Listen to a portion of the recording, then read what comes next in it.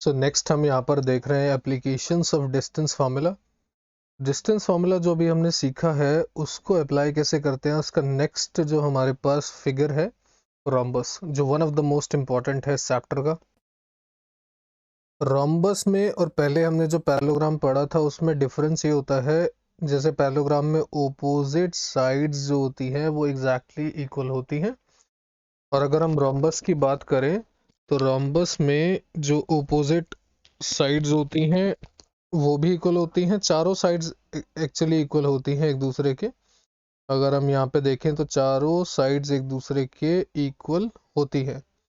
And rhombus को पहचानने का यही तरीका होता है, और स्क्वायर की भी सारी साइड्स इक्वल होती हैं, बट एंगल जो है वो स्क्वायर के इक्वल होते हैं, रोम्बस के इक्वल नहीं होते हैं। तो जब हम कैलकुलेशंस करेंगे तो हमें ये चीज़ों का जो इनकी बेसिक प्रॉपर्टीज़ होती हैं तो वो हमें याद रखनी होगी, जिससे हम कैलकुलेशन में इजीली उन आंसर्स को निकाल पाए। आगे हम थोड़ा रेक्टेंगल की बात कर लेते हैं। रेक्टेंगल में भी ओपोजिट साइड्स इक्वल होती हैं, डायगोनल भी इक्वल होते हैं। रेक्टेंगल में ही हो सकता है ऐसा पॉसिबल, क्योंकि दोनों चीज़ें, अब ओपोजिट साइड्स जो हैं वो पैरेललोग्राम में भी इक्वल थी, बट यहाँ पर ओपोजिट साइड्स भी इक्वल हैं और डायगोनल्स भी इक्वल हैं, जिसकी वजह से हम जो यहाँ पे देख रहे हैं कि इसको रेक्टेंगल बोले हैं, उसको पैरेललोग्राम बोलते हैं। अगर हमें ये क्वेश्चन यहाँ पे आ गया तो हम या तो डायगोनल्स के थ्रू वैल्यूज फाइंड आउट करेंगे या फिर साइड्स के थ्रू वैल्यूज फाइंड आउट करेंगे। तो ये दो ही मेथड होते हैं जिनके थ्रू हम इजीली इसको फाइंड कर सकते हैं, और यहाँ पर हम इसका यूज़ कर सकते हैं। आगे अगर चलें हम तो स्क्वायर है। अब स्क्वायर में भी एप्लीकेशन में भी काउंट होता है वो। अब स्क्वायर में और रोम्बस में क्या डिफरेंस होता है? जैसे हमने देखा रोम्बस में सारी साइड सेम होती हैं, ऐसे ही स्क्वायर में भी सारी साइड्स एग्जैक्टली सेम होती हैं। बट यहाँ पर डिफरेंस क्या होता है कि जो इनके डायगोनल्स होते हैं वो भी एग्जैक्टली सेंटर से, पहली बात तो डायगोनल्स एग्जैक्टली सेम होते हैं। जो यहाँ पे हम देख रहे हैं साइन डबल और ये डबल, तो दोनों डायगोनल्स एग्जैक्टली इक्वल होते हैं। तो ये पहचान होती है किसी भी स्क्वायर की, अगर हमें डिफरेंशिएट करना हो स्क्वायर में और दूसरा रोम्बस में, तो ये सबसे इजी रिकॉग्निशन करने के लिए मेथड होता है। क्योंकि कई बार एग्जैक्टली सेम लगते हैं फिगर्स लेकिन होते नहीं हैं, लेकिन अगर हम देखें इसको तो हम डायगोनल्स वाले पोर्शन से इजीली निकाल पाते हैं। नेक्स्ट अगर हम आगे चलें, क्योंकि ये फिगर्स के बेसिक्स बहुत ज़रूरी हैं जब हम कोई भी क्वेश्चन सॉल्व कर रहे होंगे।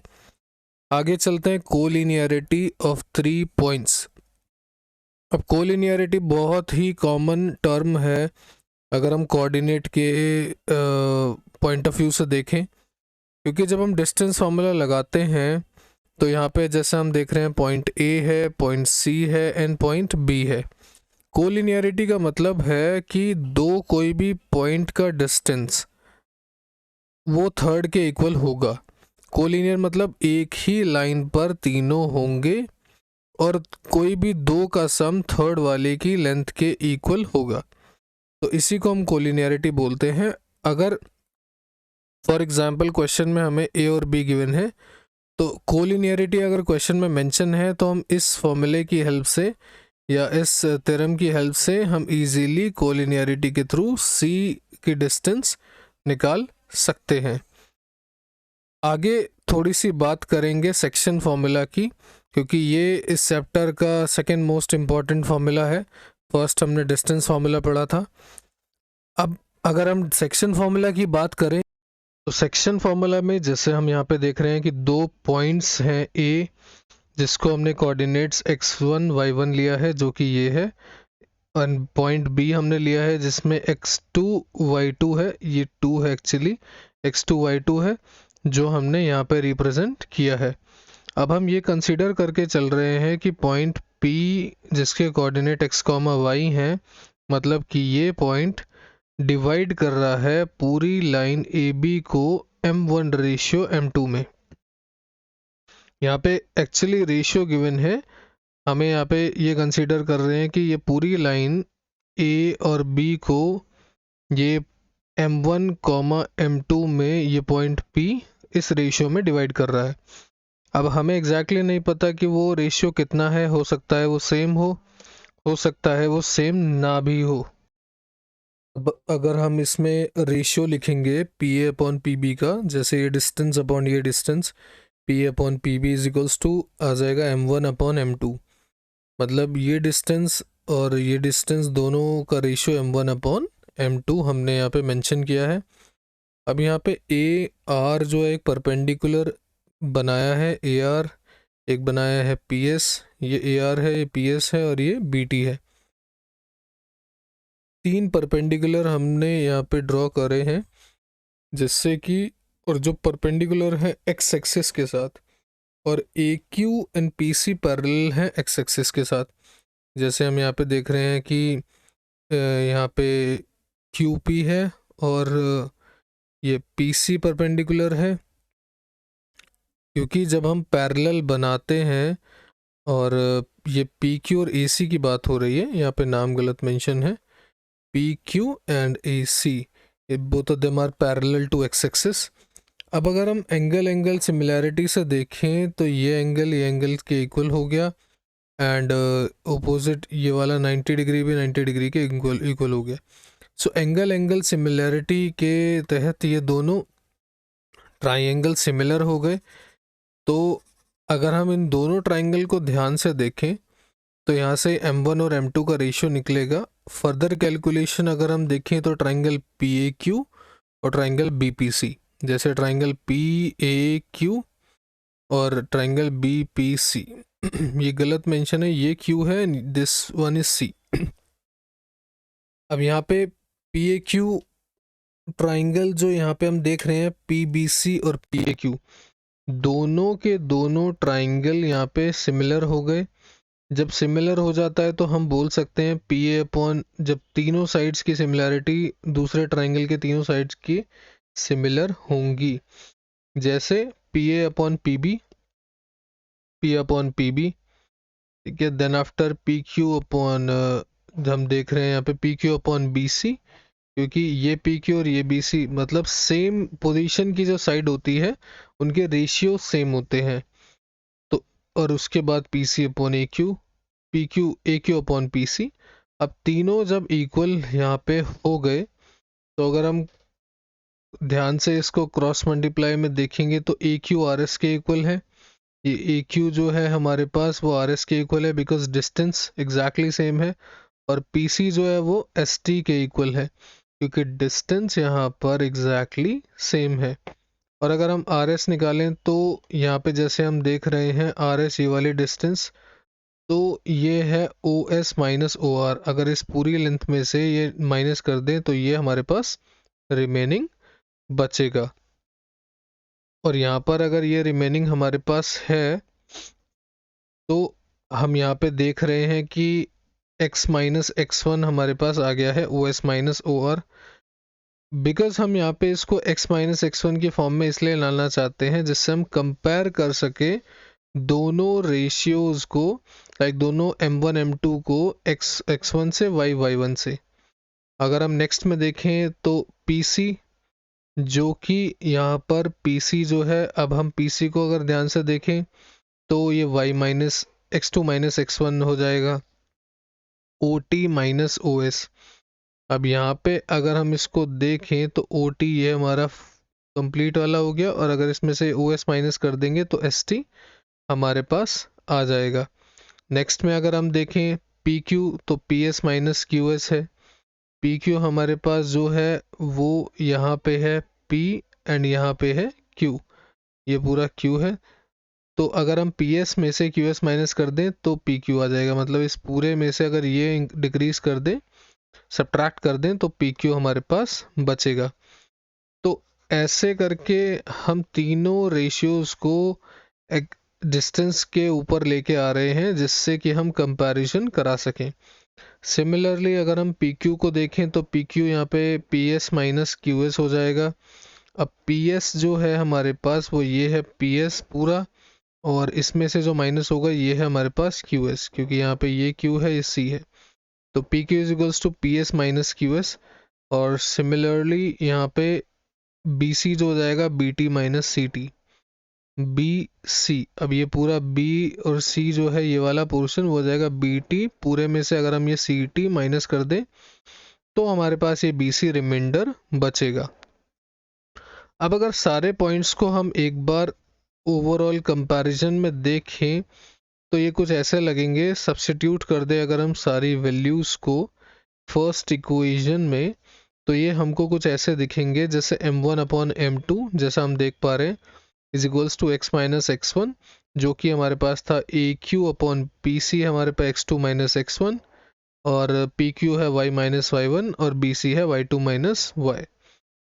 तो ये तीनों एक दूसरे से हम इक्वल रख सकते हैं बिकॉज हमने PAQ ट्राइंगल AP BPC के सिमिलर प्रूफ ऑलरेडी कर दिया है।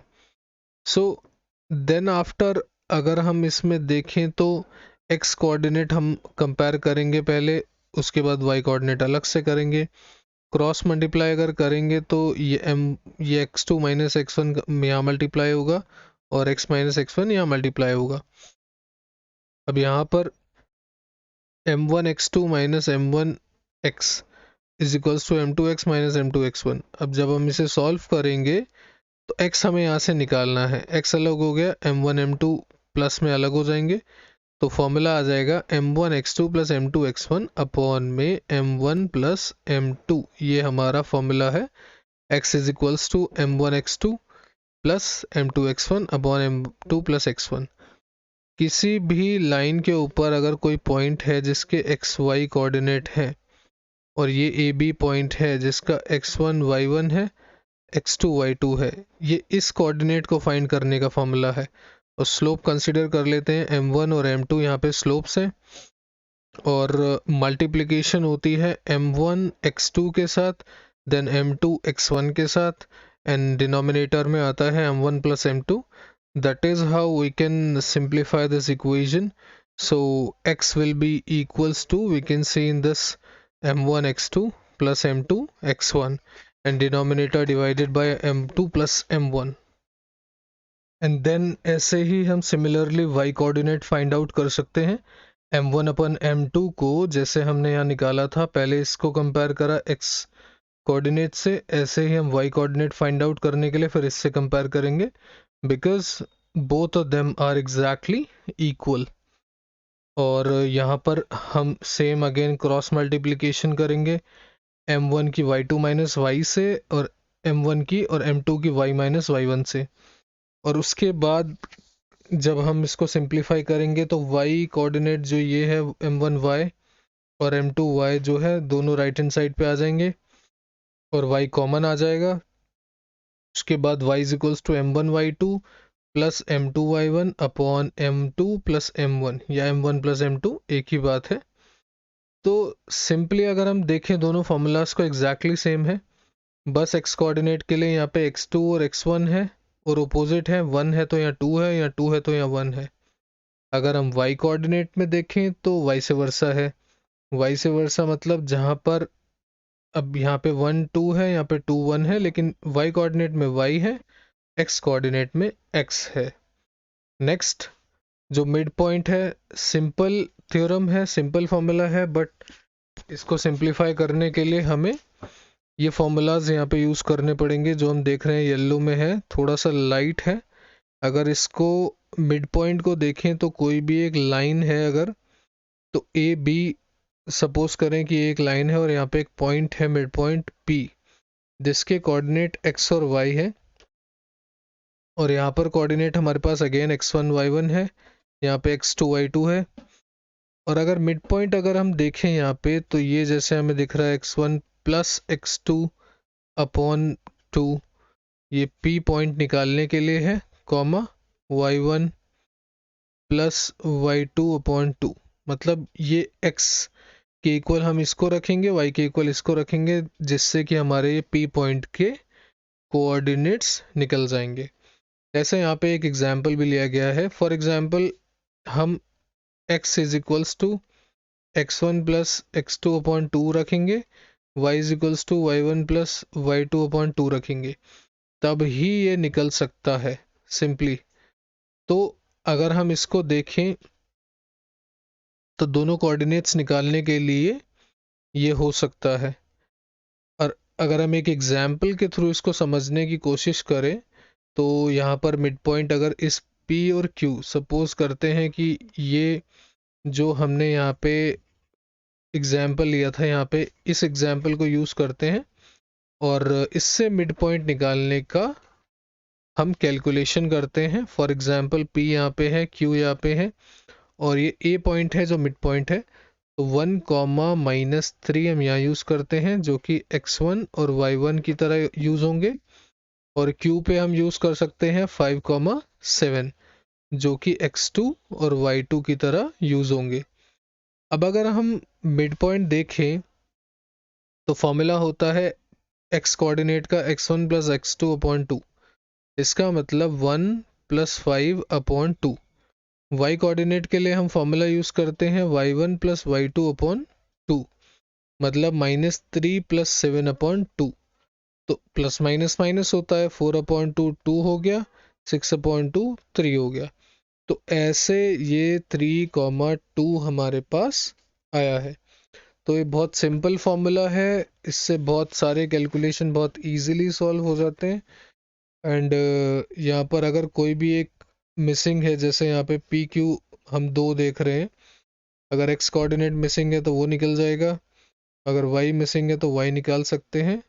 For example x y given है और यहाँ पे पी में से कोई मिसिंग है या क्यू में कोई एक कोऑर्डिनेट मिसिंग है, तो वो भी हम इस फॉर्मूले की हेल्प से इजीली फाइंड आउट कर सकते हैं। नेक्स्ट अगर हम ट्राइंगल पे आते हैं, because area of a triangle, for example यहाँ पर 3 पॉइंट्स हैं ए बी एंड सी, सो तीनों के coordinate x1 y1 x2 y2 and x3 y3।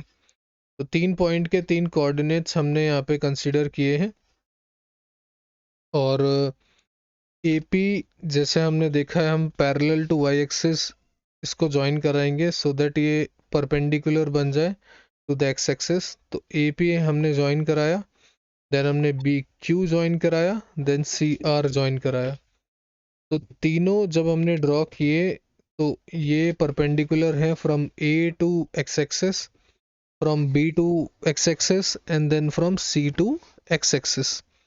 अब क्लियरली हमें यहाँ पे दिख रहा है कि ABQP मतलब AB और QP, ये जो पोर्शन है ये वाला, ये एक ट्रेपीजियम शेप का हमें यहाँ दिख रहा है। देन आफ्टर अगर हम सेकेंड ट्रेपीजियम की बात करें तो APRC, मतलब ये ट्रेपीजियम है सेकेंड। अगर हम इसको हाईलाइट करें थोड़ा सा तो APRC is the second trapezium, this one. और थर्ड ट्रेपीजियम अगर इसमें हम देखें तो BQRC, मतलब ये BQRNC।